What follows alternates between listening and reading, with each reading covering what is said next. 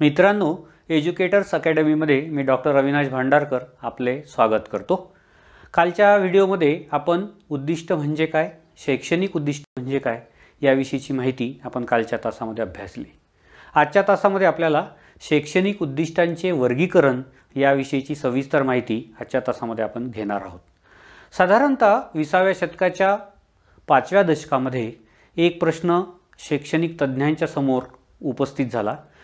काय शिकवायचं, कसं शिकवायचं याबाबतची चर्चा होऊ लागली आणि उद्दिष्टे कोणती नेमकी आणि कोणत्या उद्दिष्टावर आधारित आपली अभ्यास पद्धती, अध्यापन पद्धती असावी किंवा शैक्षणिक अनुभव द्यावेत याबाबत खूप मतभिन्नता निर्माण झाली आणि त्यातूनच वर्गीकरणाची सुरुवात, शैक्षणिक उद्दिष्टांच्या वर्गीकरणाची सुरुवात झाली।